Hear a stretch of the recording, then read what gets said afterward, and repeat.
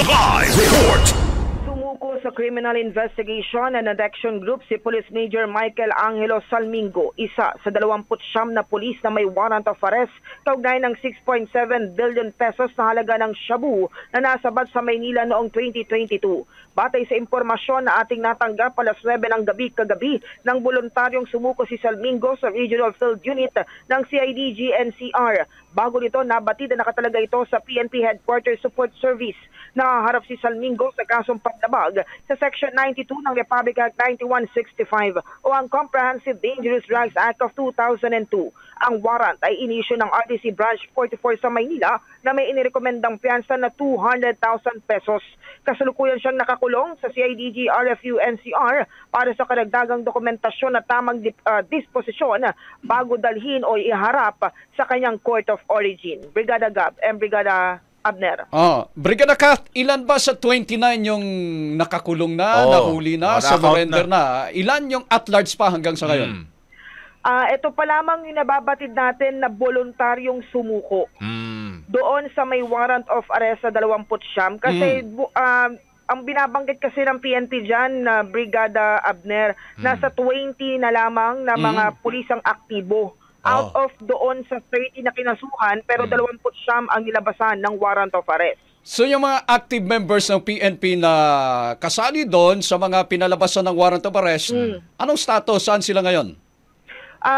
Batay doon sa places of assignments nitong mga to, ayon kay PNP spokesperson Brigadier General Jean Fajardo, 5 ang nasa NCRPO, 4 ang nasa Pro 1, 2 ang nasa Pro 4A, 3 ang nasa Pro 4B, isa sa Pro 7, isa sa CSG Civil Security Group, 3 sa HSS. Ito yung HSS, ito yung PNP Headquarters Support Service, at isa ang nasa PIHAW, yung Holding and Accounting Unit ng PNP.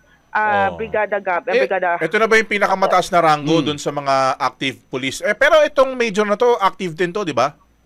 Active, pero doon sa impormasyon natin ay doon pa lang umano ay na-dismiss na sa serbisyo dahil dito sa dinismiss sa serbisyo dahil dito sa pagkakasangkot. Pero yung pinakamataas na ranggo ng mga aktibong PNP personnel na sangkot ay Lieutenant Colonel. Sumunod ang Major. Pero paano maipaliwanag, Brigada Kath, na may mga taga Pro 1, taga Pro 7 na kabilang doon sa operasyon? Ano pang nangyari? Composite team ba yung composition ng operation doon sa raid na yon? Alam ko, iisa lang kasi 2022 pa nang nangyari ito, Brigada Abner. At malamang after the operation at nagkakaroon ng kasuhan, baka sila, ito naman sa aking hinuha lamang, sila ay baka na-disperse sa iba pang mga police regional office unit. Okay. So, originally, dito na-assign nung naganap yung operation, and after which, na-reassign sa ibang lugar. Okay. Sige. Sige, salamat, Catherine. Maraming salamat. It's the heart of changing lives. Ito si Brigada Cass, Austria, ng 105.1, Brigada News FM Manila.